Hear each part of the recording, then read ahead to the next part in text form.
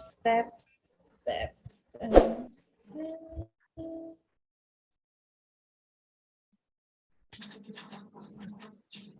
Faktor-faktor yang mempengaruhi kompensasi. Kori Ayuna, kenapa minggu kemarin nggak datang, nggak hadir, Kori? Iya, Bu. Kemarin masih di jalan soalnya. Nggak ada sinyal. Oke.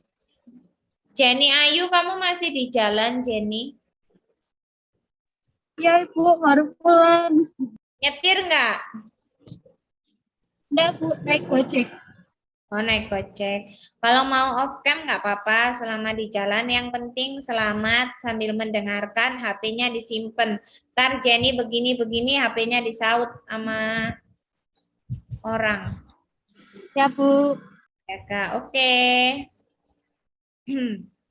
Siapa yang mau coba tadi? Saya, Bu. Jenny. Oh, Jenny duluan. Jenny kemarin bagiannya apa? Rosa, Bu. Siapa? Rosa. Rosa. Iya, Bu.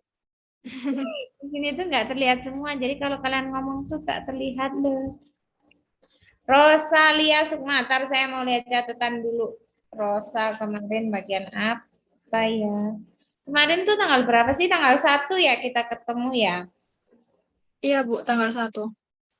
Rosalia Sukma nomor 2, kemampuan dan kesediaan perusahaan. Mengapa kemampuan dan kesediaan perusahaan itu mempengaruhi pemberian kompensasi? Kenapa, Rosa? Silakan.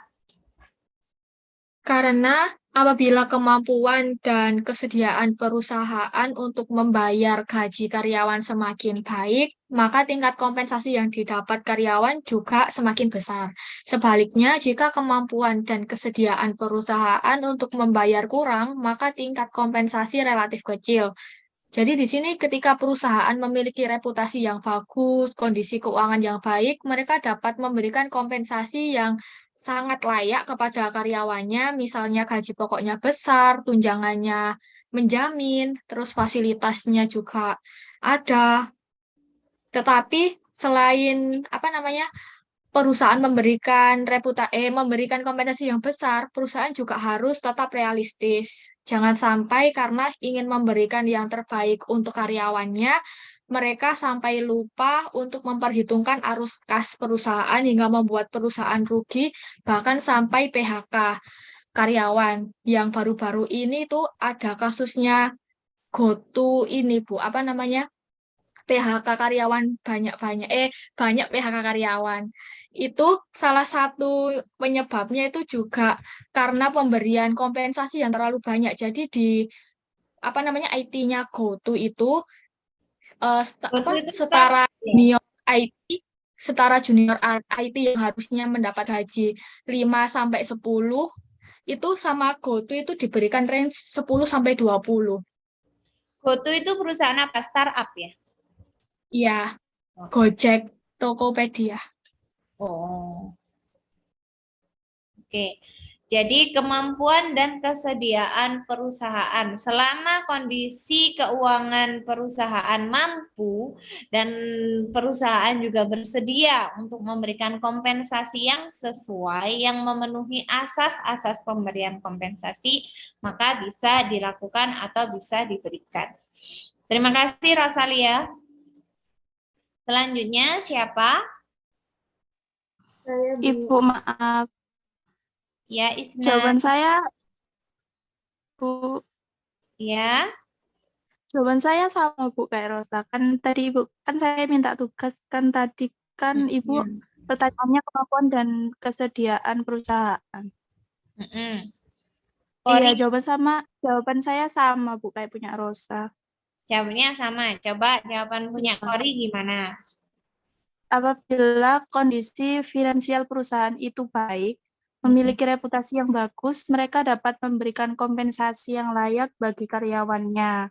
Misalnya gaji pokok yang tinggi, beragam tunjangan, dan fasilitas yang menjamin kesejahteraan karyawan tersebut. Gitu sih, Bu. Oke, nggak apa-apa, nggak masalah. Jawabannya sama kan nggak apa-apa. Tapi ada mau ditambahkan mungkin biar nggak sama punyanya Rosa? Belum sih, Bu. Belum Belum. ada. Ya, nggak apa-apa. Karena memang poinnya sama. Jadi kemampuan dan kesediaan perusahaan. Jadi kemampuan dan kesediaan perusahaan itu juga diukur dari reputasinya. Tapi, oke, sekarang yang membedakan jawaban dari Rosalia dan Kori Ayuna. Tapi ada sebenarnya beberapa perusahaan. Kalau yang tadi jawaban kalian kan sama-sama merujuk bahwa perusahaan itu di awal memberikan kompensasi yang cukup besar kepada karyawan dengan tujuan untuk mungkin promosi atau untuk mengenalkan perusahaan itu ke umum bahwa perusahaan tersebut adalah perusahaan yang bonafit. Karena karyawan yang masuk ke perusahaan tersebut pasti mendapatkan kompensasi yang besar, gitu kan? Awal dari perusahaan memberikan kompensasi kan seperti itu. Nah, kalau sekarang pertanyaan saya, Kak, ada di beberapa perusahaan yang sebenarnya mereka mampu, mereka bersedia secara kelangsungan atau secara keadaan ekonomi juga bagus, tetapi mereka memberikan kompensasi ke karyawannya rendah. Bagaimana tanggapan kalian tentang hal itu? Seperti kasus yang ramai waktu itu, kasus tahu es krim ais. Di awal kemunculan kasus es krim ais sudah mulai dikenal oleh masyarakat. Produknya laku terjual karena mereka mengusung brand image yang murah, tetapi sudah bisa menikmati es krim yang hampir selevel sama merek-merek lain. Tetapi di balik itu semua, ternyata kompensasi yang diberikan kepada karyawan tidak sesuai. Bagaimana tanggapan kalian? Berarti kan di balik kemampuan dan kesediaan perusahaan bonafit memberikan kompensasi yang cukup terhadap karyawan, juga ada beberapa perusahaan yang dengan sengaja, padahal mereka mampu, tetapi mereka tidak bersedia memberikan kompensasi yang besar kepada karyawan. Atau setidak-tidaknya memenuhi asas pemberian kompensasi. Coba bagaimana tanggapannya menurut Rosalia sama Rini? Boleh dikerjakan sekarang, sembari mendengar jawaban dari teman-teman yang lain. Boleh difikirkan mulai dari sekarang. Siapa lagi yang mau mencoba? Saya, Bu. Isna. Isnawati kemarin. Yang nomor 1, penawaran dan permintaan tenaga kerja. Ya, penawaran dan permintaan tenaga kerja. Silakan Isna. Ya. Kenapa penawaran dan permintaan tenaga kerja mempengaruhi pemberian kompensasi? Di sini bisa diartikan jika jumlah pencari kerja lebih banyak daripada lowongan yang ada, maka jumlah pemberian kompensasi yang akan diberikan relatif sedikit. Sedangkan kebalikannya, kalau penawaran lebih banyak, maka kompensasi semakin banyak diberikan. Contohnya sekarang kan sudah era digital, banyak lowongan pekerjaan yang menyangkut beberapa tentang digitalisasi. Salah satunya adalah data analisis. Di sana, Isna, sebelum dilanjutkan, berarti kalau konteksnya seperti itu, kalau penawaran berarti dilihat dari sisi lowongan pekerjaan. lowongan pekerjaan, sedangkan permintaan dilihat dari sisi Pencari kerja. pencari kerja. Oke, kalau penawaran pekerjaan tersebut banyak, maka kompensasi yang diterima adalah Relatif besar. penawaran tadi kan lowongan kerjanya besar, lowongan kerjanya banyak, berarti kompensasi yang diberikan Lebih banyak. lebih banyak sesuai dengan hukum penawaran. Nah, apabila permintaan para pencari kerjanya banyak, maka kompensasi yang diterima cenderung sedikit sesuai dengan hukum permintaan. Sampai sini paham? Yang lain? tentang konsep dari penawaran dan permintaan tenaga kerja. Paham, Bu. Paham ya? Penawaran dilihat dari pemberi kerja atau dari adanya lowongan kerja yang tersedia. Contohnya tadi apa, Isnawati? Lowongan pekerjaan yang terkait Sorry, dengan Isnawati. Ini kamu memang kameranya blur ya? iya Bu, soalnya internetnya kurang ini. Kadang-kadang tadi muncul, kadang-kadang blur. Oh iya, nggak apa-apa. Oke, silakan. Kalau dilihat dari sekarang era digitalisasi kan banyak lowongan pekerjaan yang menyangkut dengan posisi-posisi yang mengembangkan, yang berhubungan dengan digital. Nah, salah satunya kan ada itu lowongan pekerjaan tentang data analis. Di sini lowongan pekerjaan ini kan cenderung banyak, tapi apa namanya, para Tenaga kerja. pelamar kerja yang memenuhi kualifikasinya tuh belum sampai ke sana. Jadi kompensasi yang diberikan lebih banyak karena lebih banyak perusahaan yang membutuhkan tenaga kerja. Oke. Jadi contohnya adalah kerja di bidang IT. Atau sekarang yang lebih banyak itu spesialis, dokter spesialis. Rumah sakit sekarang butuh sekali banyak dokter spesialis-spesialis. Dari itu penawaran kerja untuk dokter spesialis, kompensasi yang ditawarkan pun juga ikut besar. Ada, kalau kita ambil contoh dari segi permintaan, para pencari kerjanya lebih banyak daripada lowongan yang tersedia.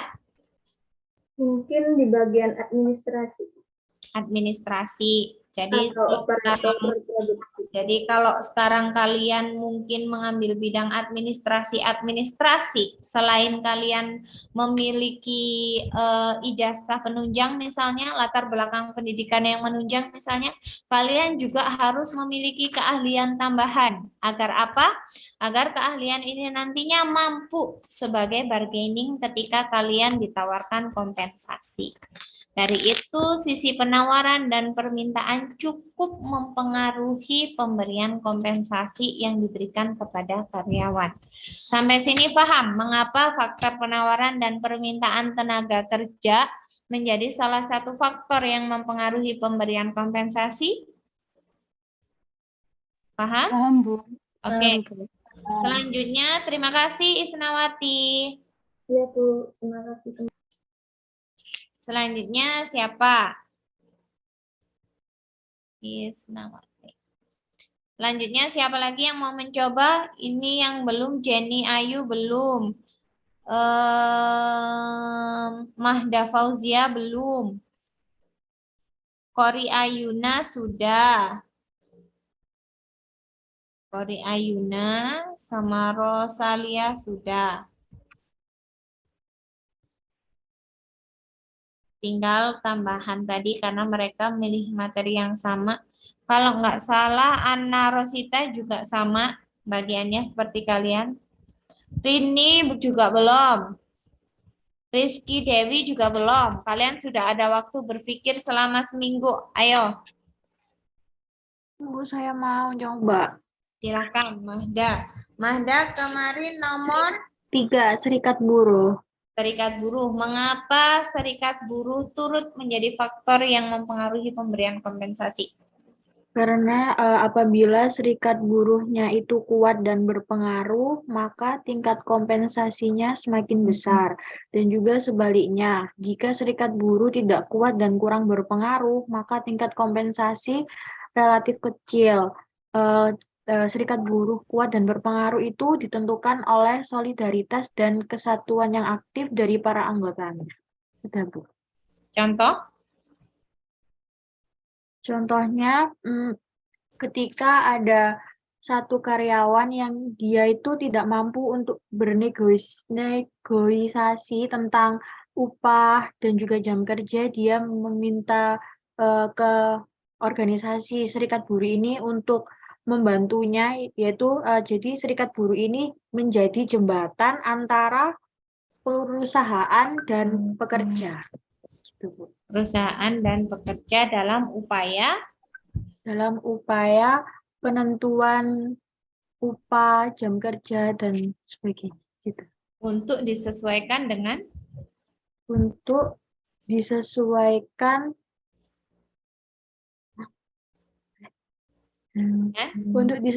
dengan peraturan pemerintah. Oh, disesuaikan dengan ini, Bu, PKB, perjanjian kerja bersama.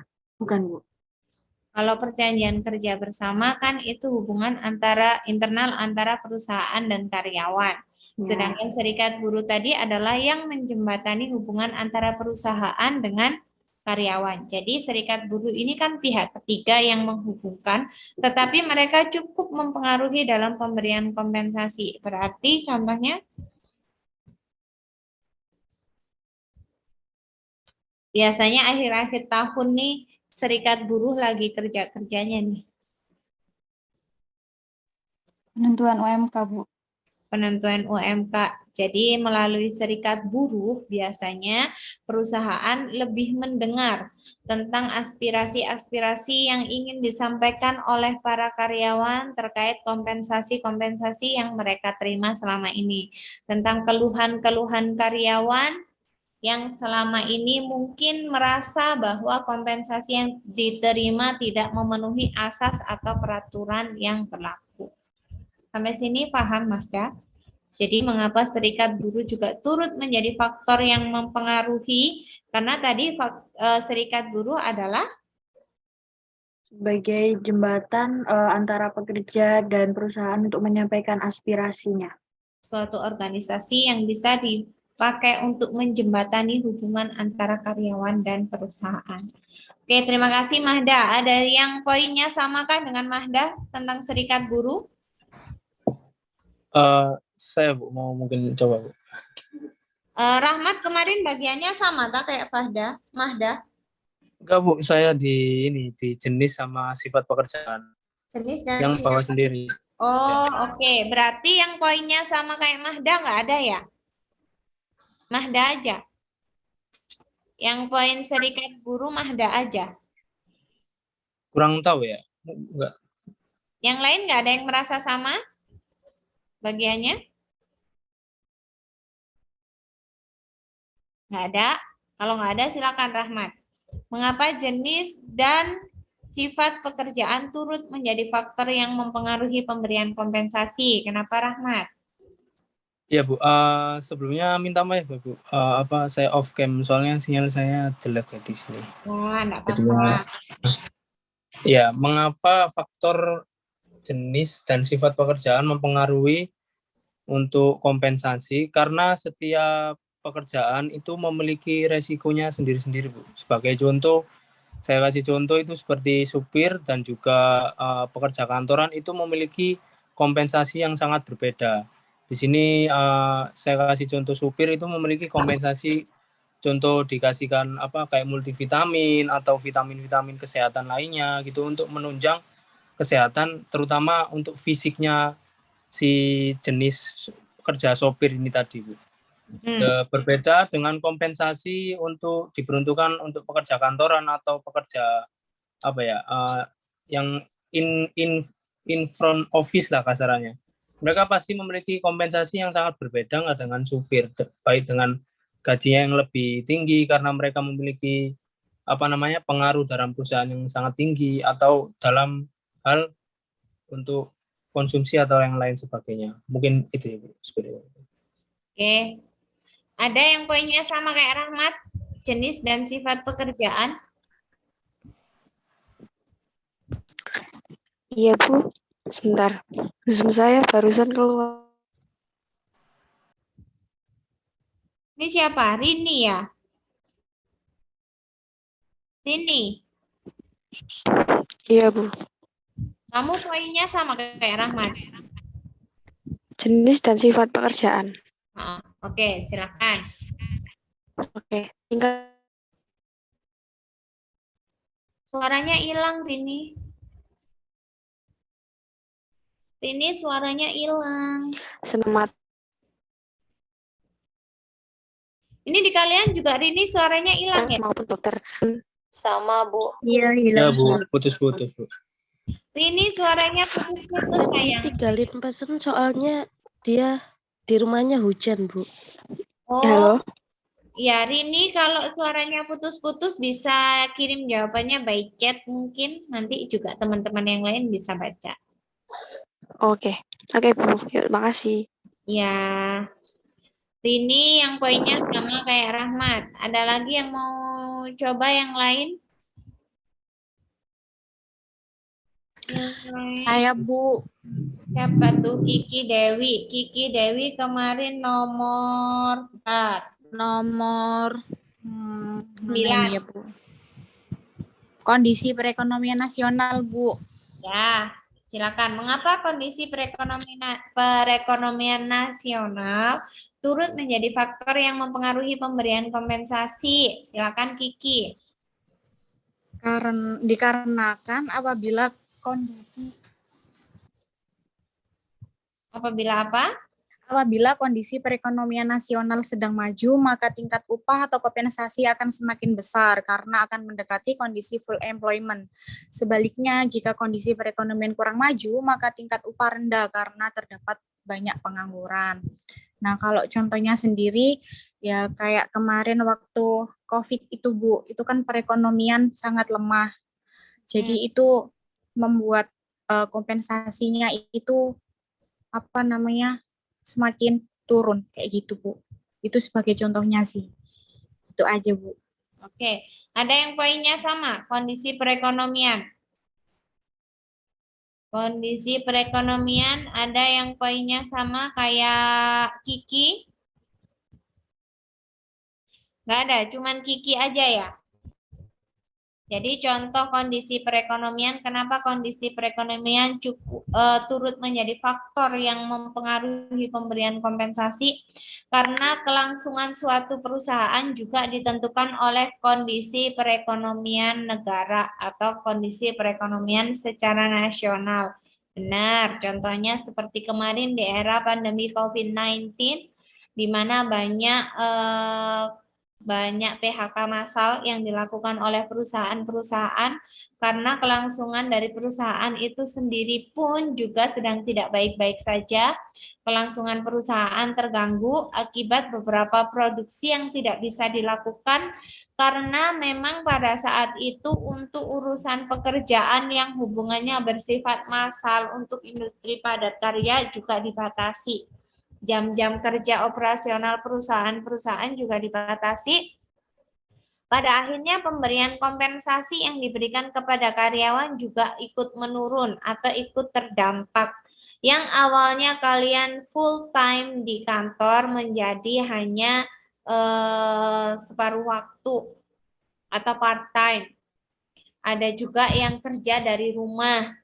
Jadi secara kompensasi yang diberikan juga berbeda.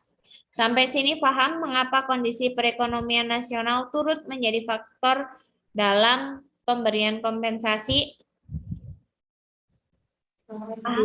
Oke. Paham, Bu. Ya, Bu. Terima kasih Kiki.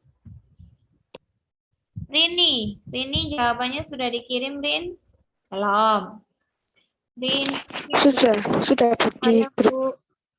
Sudah kan? Oh, di WA, bukan di chat sini. Bukan di Iya, chat. Bu, saya kirim di WA. Coba kirim di chat Zoom ya. Saya nggak bisa buka WA kalau mau chat. Coba di copy paste. Oke, Bu. Jenny Ayu, Ya, Bu. mau coba? Mau, Bu. Jenny Ayu kemarin pendidikan. Mengapa pendidikan turut menjadi faktor yang mempengaruhi pemberian kompensasi?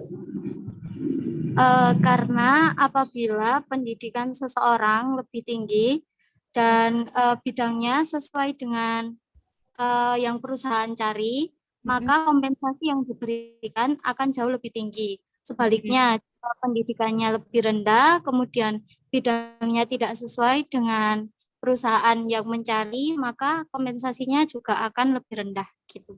Oke, contoh.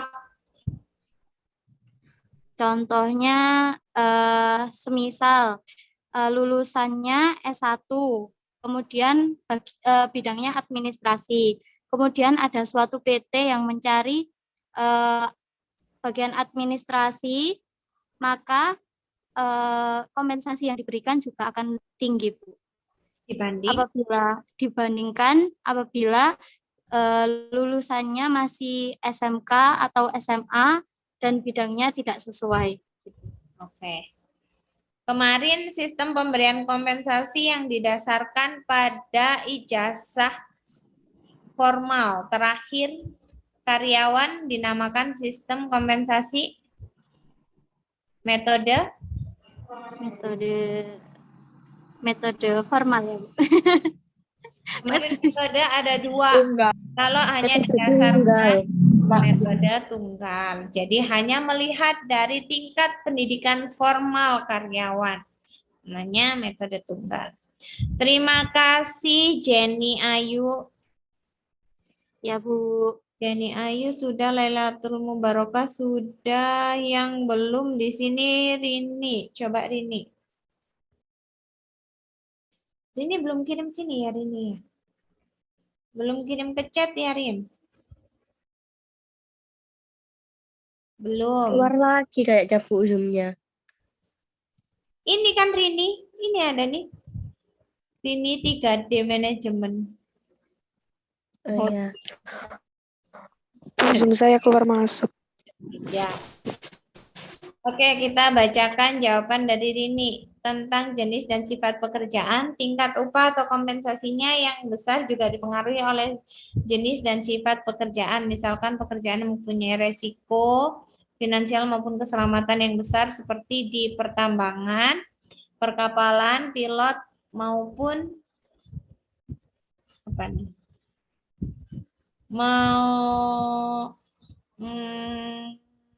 Maupun dokter karena membutuhkan keahlian, ketelitian, dan jam terbang yang tinggi di suatu bidang tersebut untuk bisa ahli dalam mengerjakan. Nah, tapi jika pekerjaan tersebut mudah dan risiko kecil, biasanya tingkat kompensasi atau upah akan semakin rendah atau standar. Jenis dan sifat pekerjaan, tingkat upah, dikirim 2 kali. Oke. Tentang jenis dan sifat pekerjaan, mengapa turut menjadi faktor yang mempengaruhi pemberian kompensasi dari jawaban Rini dan jawabannya Rahmat Alfian, apakah sudah difahami atau belum?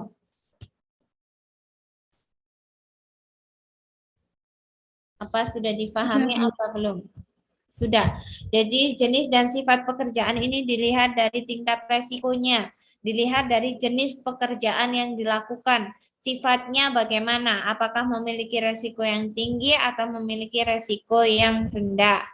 Semakin tinggi resiko suatu pekerjaan, maka kompensasi yang diterima biasanya semakin tinggi atau semakin besar. Semakin kecil resiko dari suatu pekerjaan, maka kompensasi yang diterima akan semakin Kecil. Jadi paham ya, kenapa jenis dan sifat pekerjaan turut menjadi faktor yang mempengaruhi tingkat pemberian kompensasi? Paham? Paham, Bu. Oke. Ya, Bu. Ini yang sudah bentar. Arbaatun sudah, Ima Ismatul enggak ada, Isnawati sudah, Jenny Ayu sudah. Siapa yang belum? Ada yang belum? Siti Romlah sudah, Rahmat Alfian, Aisyah Rohmah sudah. Oke, berarti sudah semua tentang penjelasan mengapa faktor-faktor yang ada di bawah ini turut menjadi faktor yang mempengaruhi pemberian kompensasi sudah dijelaskan oleh kalian. Masing-masing kemarin sudah mendapatkan bagiannya. Sudah saya tambahkan, saya harap catatannya bisa dilengkapi. Jadi kita ulang dari awal. Penawaran dan permintaan tenaga kerja. Penawaran dilihat dari lowongan pekerjaan. Permintaan dilihat dari Pencari kerja. mencari kerja. Semakin banyak lowongan kerja yang ditawarkan, biasanya kompensasi yang ditawarkan juga akan semakin banyak atau tinggi. Semakin tinggi. Semakin besar permintaan pekerjaan atau semakin banyak para pencari kerja, maka kompensasi yang diberikan biasanya semakin Sedikit. semakin rendah. Jadi Ya, kita pakai sedikit. hukum penawaran dari sisi lowongan kerja dan pakai hukum permintaan dari sisi pencari kerja. Yang kedua, kemampuan dan kesediaan perusahaan. Tadi Rosa sama Kori Ayuna, apakah sudah ketemu jawabannya? Ada beberapa perusahaan yang secara finansial sebenarnya mampu, tetapi mereka tidak bersedia memberikan kompensasi yang tinggi. Biasanya karena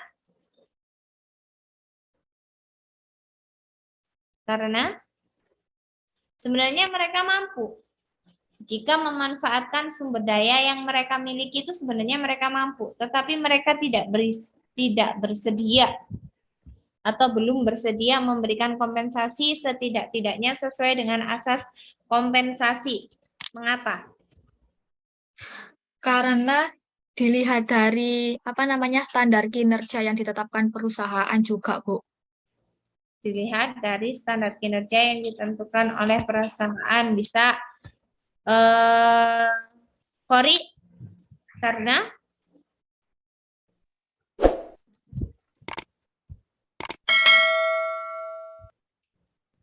Karena melihat dari beban atau biaya-biaya yang dikeluarkan perusahaan juga sih, Bu, dan sesuai dengan kesepakatan awal antara calon pekerja dan perusahaan pada proses rekrutmen. Oke. Jadi perusahaan harus membayar upah sesuai dengan kesepakatan di awal. Oke. Menurut Rosa, disesuaikan dengan standar kinerja yang telah dicapai oleh karyawan. Benar jawabannya. Menurut Kori, karena disesuaikan dengan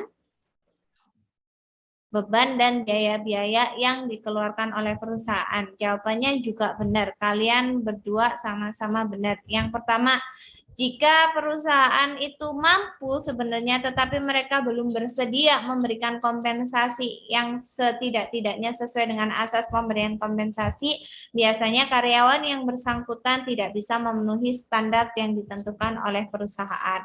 Atau bisa juga biasanya sebenarnya perusahaan tuh bukan tidak bersedia atau belum bersedia, tetapi dari kemampuan mereka memanfaatkan sumber daya yang ada dalam perusahaan, sebenarnya juga mereka itu mengeluarkan beban-beban atau biaya-biaya lain untuk menutupi kemampuan mereka. Sama seperti kasusnya Ais kan tadi.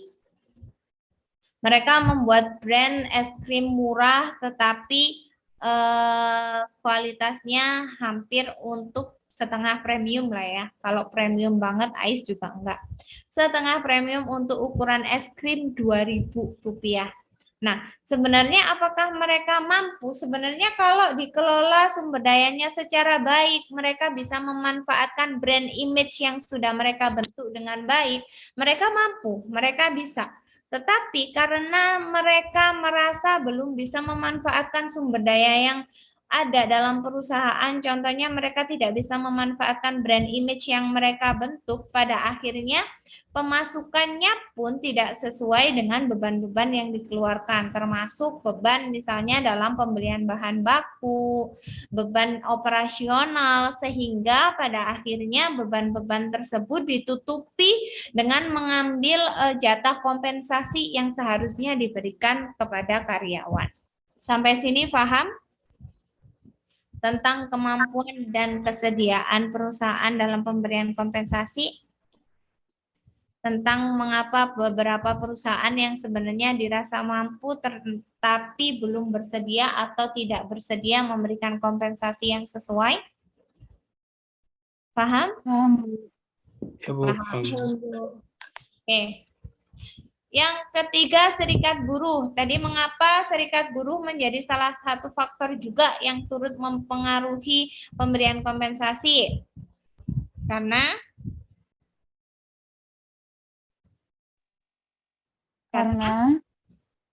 semakin kuat dan berpengaruh serikat buruh, maka semakin besar atas sesuai kompensasi yang diterima. Karena serikat buruh merupakan merupakan jembatan antara perusahaan dan karyawan dalam penentuan kompensasi. Penghubung antara perusahaan dengan karyawan yang bisa digunakan untuk menyampaikan aspirasi tentang kompensasi yang diterima oleh perusahaan. Yang keempat, produktivitas kerja karyawan mengapa turut menjadi faktor yang mempengaruhi pemberian kompensasi. Kemarin kita sudah bahas, dari produktivitas itu sendiri artinya adalah produktivitas. Hasil. Hasil produktivitas kerja karyawan.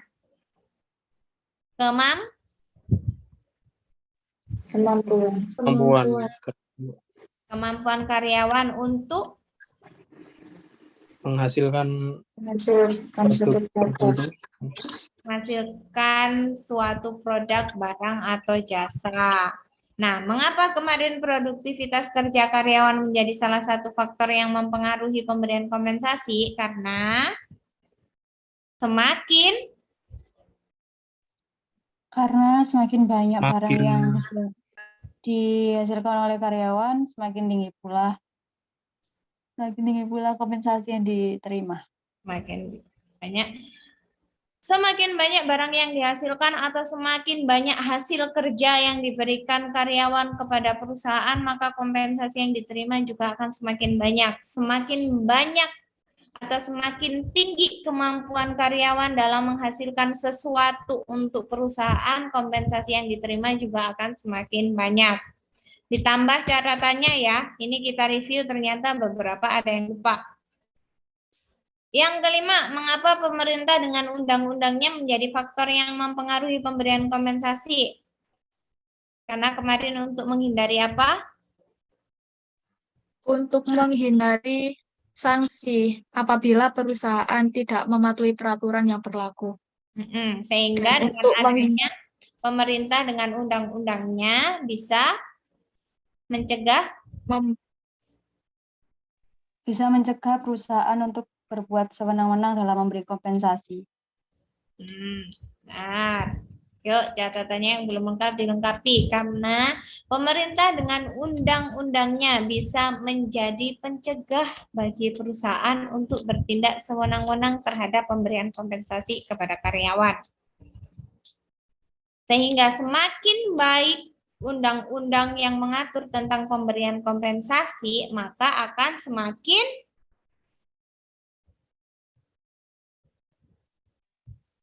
tinggi kompensasi yang diterima oleh karyawan. Semakin tinggi kompensasi yang diterima oleh karyawan. Yang selanjutnya biaya hidup. Mengapa biaya hidup menjadi faktor yang mempengaruhi pemberian kompensasi? Siapa catatannya yang kemarin lengkap? Ini kemarin biaya hidup jawabannya Ella kalau nggak salah ya. Iya, Bu. Jadi siapa selain Ella yang udah mencatat? Kenapa kemarin biaya hidup menjadi salah satu faktor yang mempengaruhi pemberian kompensasi? Saya, Bu. Ya. Agar karyawan tersebut bekerja tetapi mereka juga bisa membiayai atau tetap bisa menjaga kelangsungan hidupnya. Karena biaya hidup di masing-masing kota itu berbeda, maka kompensasi yang diterima juga berbeda. Kenapa seperti itu? Agar karyawan tetap bisa bertahan hidup, agar kelangsungan hidup karyawan juga tetap bisa terjaga. Yang selanjutnya, posisi jabatan karyawan mempengaruhi, mengapa menjadi faktor yang mempengaruhi? Kalau ini agaknya gampang, kita sudah lihat secara kasat mata, semakin tinggi jabatan seseorang, maka kompensasi yang diterima akan semakin Besar. Oke. Dari segi pendidikan dan pengalaman, pendidikan barusan disampaikan oleh siapa pendidikan? Mahday. Bukan. Jenny Ayu.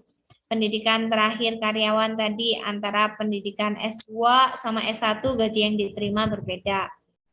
Pengalaman. Kemarin pengalaman apa Ola? Kemarin saya sudah menjelaskan secara rinci sama Ola. Mengapa pengalaman karyawan menjadi faktor yang mempengaruhi? Ola cari chat saya. Sama Farida, bukan sama Mbak Ola. Tapi kemarin Ola tanya secara private sama saya. Kemarin Ola les private khusus pengalaman saya. Ayo Ola.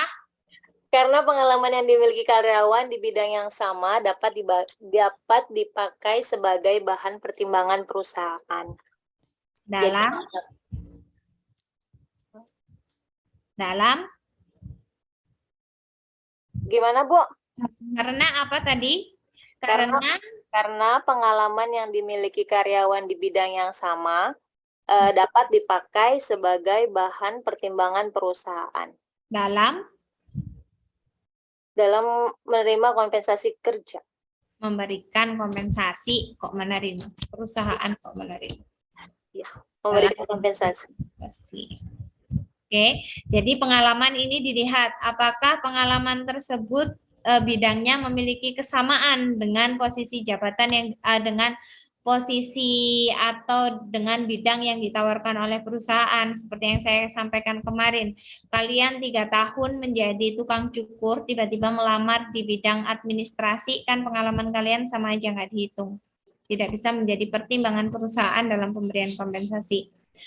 Yang ke-9, kondisi perekonomian, tadi disampaikan oleh Kiki Rizky. Semakin baik kondisi perekonomian nasional, maka kompensasi yang diterima oleh karyawan juga akan memiliki jaminan yang semakin baik. Contohnya waktu pandemi kemarin. Jenis dan sifat pekerjaan tadi disampaikan oleh Rahmat Alfian sama Rini. Semakin tinggi resiko suatu pekerjaan, maka kompensasi yang diterima akan semakin besar, Bu. Jadi jenis dan sifat pekerjaan dilihat dari jenis pekerjaan yang dilakukan dan dilihat dari seberapa besar resiko dari pekerjaan itu sendiri. Sampai sini paham tentang masing-masing faktor ini? Paham? Paham, Bu. Oke, catatannya sudah lengkap? Sudah. Kalau sudah, tinggal 5 menit, tinggal 1 menit kita lanjutkan, kurang 1, sayang banget. Nah, langkah-langkah penentuan pemberian kompensasi. Jadi dalam pemberian kompensasi, selain memperhatikan faktor-faktor yang telah disebutkan sebelumnya, juga harus melalui beberapa langkah-langkah. Yang pertama, menyelenggarakan survei gaji di beberapa perusahaan sejenis. Apakah gaji yang diberikan sudah setara dengan perusahaan lain atau tidak? Yang kedua, menentukan nilai tiap pekerjaan dalam perusahaan melalui evaluasi pekerjaan. Dari itu tadi yang dijawab oleh Rosalia, mengapa beberapa perusahaan belum bersedia memberikan kompensasi yang sesuai, karena dianggap karyawan belum bisa memenuhi standar pekerjaan. Jadi, dalam melihat apakah karyawan tersebut sudah melakukan pekerjaan yang sesuai dengan standar yang diberikan oleh perusahaan atau tidak, maka perusahaan perlu melakukan evaluasi pekerjaan, evaluasi kinerja yang sebelumnya kita sudah pelajari. Dari evaluasi ini kemudian perusahaan bisa menentukan nilai masing-masing pekerjaan untuk diberikan kompensasi yang sesuai. Yang ketiga, mengelompokkan pekerjaan yang sama atau sejenis ke dalam tingkat upah yang sama pula. Biasanya mengelompokkan pekerjaan yang sama atau yang sejenis ini misalnya di perusahaan percetakan, ya kan? Ada yang bagian jilid sama bagian cetak atau print. Biasanya gajinya hampir sama. Itu kan pekerjaannya hampir sejenis atau mirip. Jadi pekerjaan-pekerjaan yang sejenis dikelompokkan untuk menentukan nilai gaji yang sesuai. Yang keempat, menetapkan harga tiap tingkatan gaji dengan menggunakan garis upah. Dan yang kelima, memperbaiki taraf pembayaran atau menyesuaikan tingkat upah dengan peraturan perundang-undangan yang berlaku.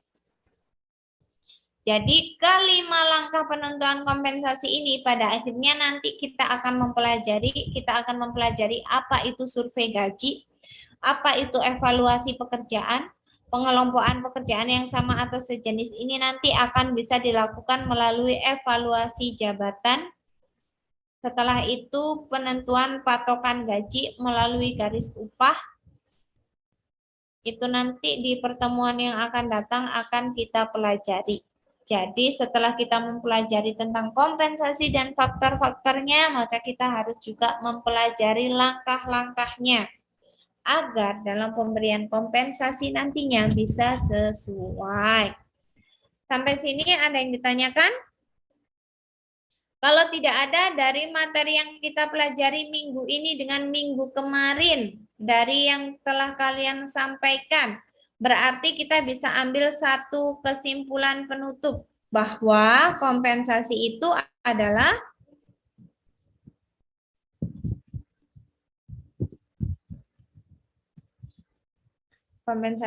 atas jasa atau imbalan yang diterima karyawan atas kinerja yang diberikan kepada perusahaan. Yang dipengaruhi oleh beberapa faktor, diantaranya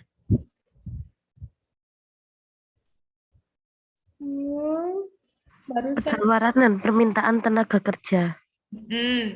ada lagi Ketersediaan perusahaan. Kemampuan dan kesediaan perusahaan. Serikat buruh dengan dua metode. Metode yang pertama yaitu metode Tunggal. dilihat dari ijazah. Ijazah terakhir. ijazah pendidikan, SMA. pendidikan Terakhir. Formal. Yang kedua metode Zaman. dilihat dari Pertimbangan. Pertimbangan. Pendidikan dan informal. Pekerjaan. keahlian, dilihat dari latar belakang. Sistem pemberian kompensasi kemarin ada 3. Yang pertama sistem Waktu. waktu. Yang kedua Hasil. dilihat hasil kerjanya. Yang ketiga Dorongan.